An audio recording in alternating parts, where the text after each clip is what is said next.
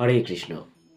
আপনি নিজেকে হিন্দু বলে গর্ব করেন, কিন্তু আপনার সন্তান যখন বলে, মা আজ আমি উপোস করব, তখন আপনি তাকে বাধা দেন, না বাবু, এই বয়সে তোকে উপোস করতে হবে না, তোর মাথা ঘুরবে, তোর শরীর খারাপ করবে।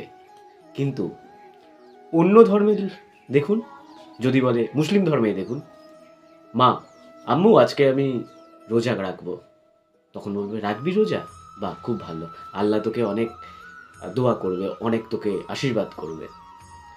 আপনি নিজে হিন্দু হয়ে নিজের ধর্মকে শেষ করছেন, অন্য ধর্মের মানুষ নয়। আপনি ভোর 4টের সময় যদি কীর্তন চালান বক্সে, আপনার পাশের বাড়ির হিন্দু আগে কিন্তু অবজেকশন করবে, এ এখন বড় ভক্ত হয়ে গেছে, বক্স চালিয়ে কীর্তন শুনছে, আগে বন্ধ কর, আমার সকালে ঘুম ভেঙে যাচ্ছে, ডিস্টার্ব হচ্ছে, ঘুমের ব্যাঘাত ঘটছে। আজ হিন্দু শেষ হচ্ছে হিন্দুর জন্য, অন্য ধর্মের জন্য নয়। কটা হিন্দুকে দেখেন প্রতিনিয়ত সকালে ঘুম থেকে উঠে মন্দিরে যেতে, গীতা পাঠ করতে বাড়িতেই দেখুন না, করে না। কিন্তু আপনি মুসলিম সম্প্রদায়ে দেখুন কিংবা খ্রিস্টান সম্প্রদায়ে দেখুন, তারা ঠিক তাদের টাইমে কেউ চার্চে যাচ্ছে, কেউ মসজিদে যাচ্ছে, কিন্তু আপনি করেন না। আপনারা দুর্গাপুজোর সময় যখন বিসর্জন হয়, তখন হিন্দুরা মদ খেয়ে হিন্দুর সাথে ঝামেলা করতে ব্যস্ত থাকে, তাহলে তো অন্য ধর্মের মানুষরা সুযোগ নেবে। আজকের আমার গলায় কণ্ঠী রয়েছে, অন্য ধর্মের মানুষ, আমার অনেক মুসলিম বন্ধু আছে, তারা কেউ বলেনি আকাশ তোর গলায় কেন এই তুলসীর মালাটা পরেছিস।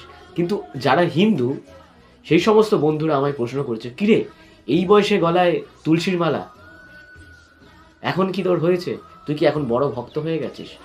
আসলে হিন্দুরা শেষ হচ্ছে তার কারণ হচ্ছে, একটি বাচ্চা যখন ছোট থেকে বড় হয়, সেই ছোটবেলায় অবস্থায় তাদের গীতা সম্পর্কে, হিন্দু ধর্ম সম্পর্কে জানায় না, তাই তাদের জ্ঞান নেই।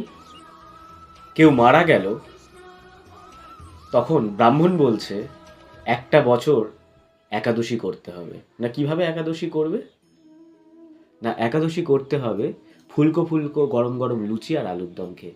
আমি জানি না ময়দা আটা এগুলো একাদশীর সময় খায় কিনা, আর কেউ মারা গেলে তবেই বা কেন খাবে, তখন বা কেন একাদশী করবে, এটা বুঝি না। ব্রাহ্মণ গলায় পইতে ঝোলালে ব্রাহ্মণ হয় না, ব্রাহ্মণ হয় তার ধর্ম সম্পর্কে জ্ঞান, শ্রদ্ধা, এগুলো যার মধ্যে ব্রহ্ম জ্ঞান থাকবে, ধর্মীয় জ্ঞান থাকবে, সেই হচ্ছে ব্রাহ্মণ। ব্রাহ্মণে কখনো অহংকার থাকবে না, অহংকার থাকলে কখনো সে ভক্ত হতে পারে না। আজকের আপনি ভক্ত হতে চাইছেন, আপনাকে যে অবহেলা করছে, আপনাকে যে সমালোচনা করছে, সে কিন্তু কখনো ভক্ত নয়। ভক্ত সেই যে হাসি মুখে বলবে, হ্যাঁ এটার মানে এটা। দেখুন, না জানাটা অন্যায় নয়, কিন্তু না জানতে চেয়ে চুপ করে থাকাটা, না জানার চেষ্টা করাটা এবং কাউকে না শেখানোটা হচ্ছে অন্যায়। আপনি হিন্দু ধর্মে জন্মেছেন আর হিন্দু ধর্ম সম্পর্কে আপনার জ্ঞান নেই, হাসি পাচ্ছে না? ছেলে আমার খুব বিপদে পড়েছি বাবা, আমার ছেলেটা বোধহয় সাধু সন্ন্যাসী হয়ে যাবে, এখন থেকে দেখছি কপালে তিলক, গলায় তুলসীর মালা এবং রোজ মন্দিরে যাচ্ছে, আমার ছেলেটাকে বাঁচান। কিন্তু বাবা মায়েরা তখন কেন বলে না যে আমার সন্তানটা এখন গাঁজা মদ খাচ্ছে, প্রচুর মেয়ের সাথে ঘুরে বেড়াচ্ছে, রাস্তায় পড়ে থাকছে, বাড়িতে ফিরছে না, তখন বাবা মায়ের হুঁশ নেই। যখন ভগবানের নাম ভালো জায়গায় যাচ্ছে, যখন ভগবানের নাম করতে যখন সৎসঙ্গে মিশছে, তখন বাবা মায়ের একেবারে চিন্তা বেড়ে যায়। তারপর আমার ছেলেটাকে এত লেখাপড়া শেখালাম, আমার ছেলেটা আর আমাকে দেখে না। আপনার জন্য দেখে না। আপনি কি শিক্ষায় বড় করেছেন? একটা কাদার ডালাকে লম্বা করলে লম্বা হবে, গোল করলে গোল হবে নরম অবস্থায়। আর এখন আপনি কাঁদছেন। আজকে যারা বলে আমার বাচ্চাটা আজকে মোবাইল ছাড়া কিছুই বোঝে না, সারাক্ষণ শুধু মোবাইল ঘাঁটবে, তাকে বকা দিচ্ছেন, ঝকা দিচ্ছেন। ছোটবেলায় আপনি তো তাকে মোবাইল ব্যবহার করতে শিখিয়েছেন, কিছু হলেই বাচ্চা কাঁদছে, ইউটিউব খুলে দিচ্ছেন, কার্টুন দেখছে, এটা দেখছে, সেটা দেখছে, আর আপনি অভ্যেসটা করিয়ে দিয়ে এখন আপনি বাচ্চাকে দোষ দিচ্ছেন। ভাবতে অবাক লাগে।